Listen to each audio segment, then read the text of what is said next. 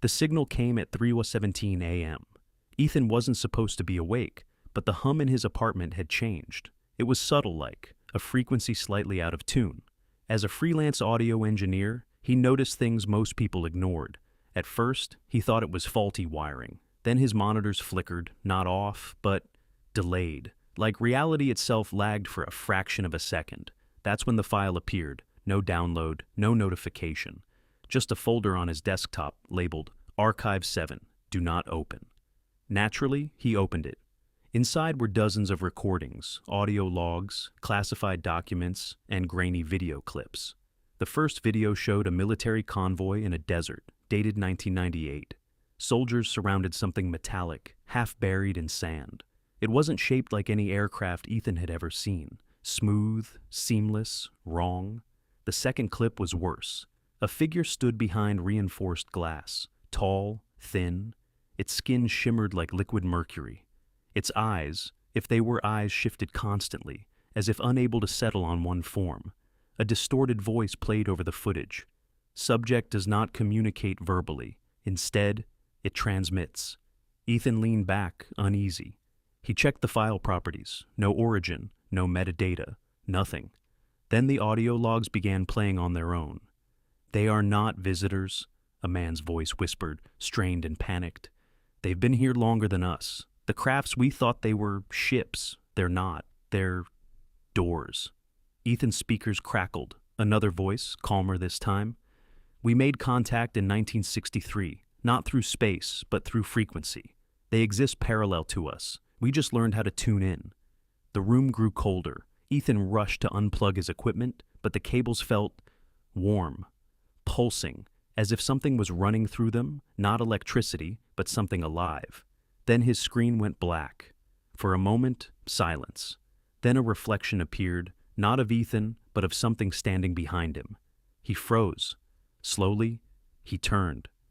Nothing. But when he looked back at the screen, the reflection was clearer now. The same figure from the video, watching him. A new file opened automatically. A live feed from his own webcam.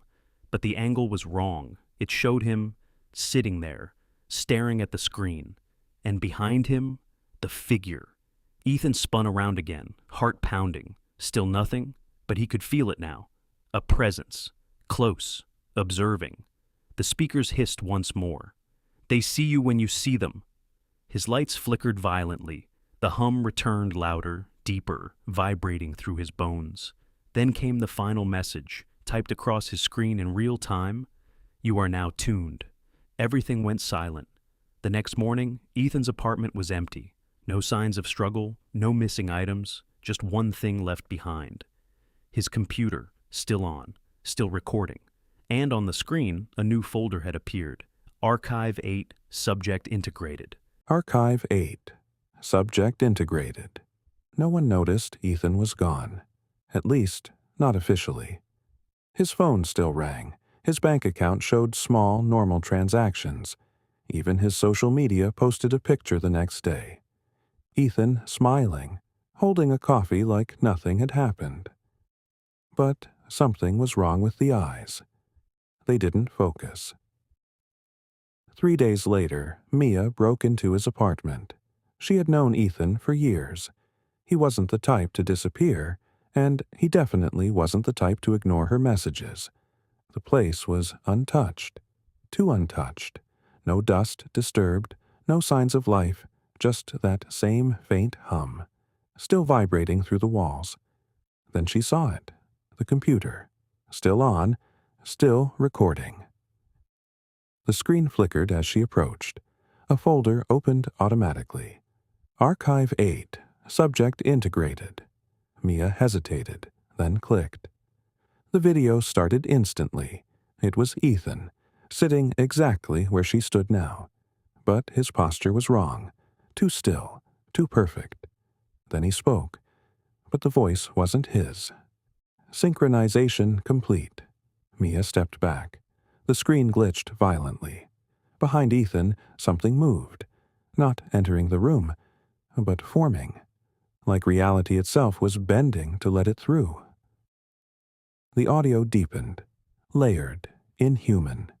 Human perception is limited to frequency bands. We expanded his range. Now he sees.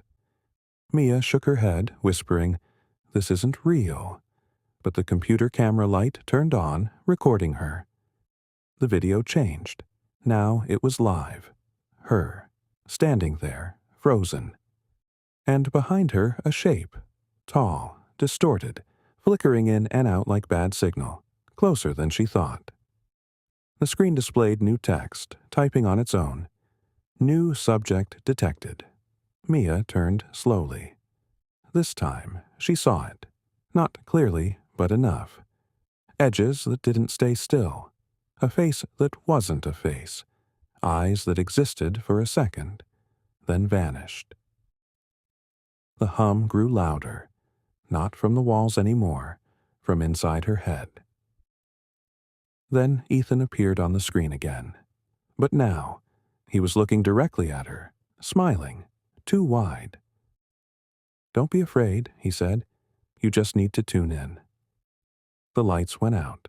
Complete darkness. Silence. Then a soft whisper, right behind her ear. "We've been waiting." The next day, Mia's apartment was found empty. No struggle, no clues. Just one thing left behind. Her phone, still recording. On the screen, a new folder. Archive 9, frequency stable. And inside, two figures, standing side by side, watching, waiting. Archive 9, frequency stable. The world didn't change. That's what made it worse. No explosions, no invasions, no panic in the streets. Everything continued.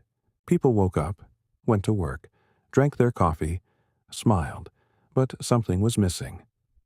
At exactly 3:17 a.m. across the world, thousands of devices flickered. For less than a second.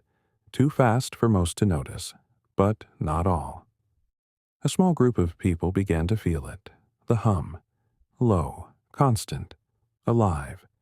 At first, they thought it was stress, fatigue, imagination, until they started seeing things, reflections that moved differently, shadows that didn't belong, figures standing just outside their focus. Online forums exploded overnight. Videos titled, "Do you hear it too?" The frequency is back. They are not outside. Governments denied everything. Experts blamed mass hysteria, signal interference, sleep paralysis. But then came the broadcast. Every screen, every phone, every device turned on at the same time. Black screen. Silence. Then, a message appeared, not typed, not transmitted, felt. You were never alone. Faces began appearing, not aliens, not creatures, humans. Ethan, Mia, and thousands more. Standing still, smiling, watching. Their eyes. Wrong. Too deep, like something was looking through them. Then Ethan stepped forward, closer to the screen. Closer than physically possible. "You still think this is happening to you?" He smiled wider.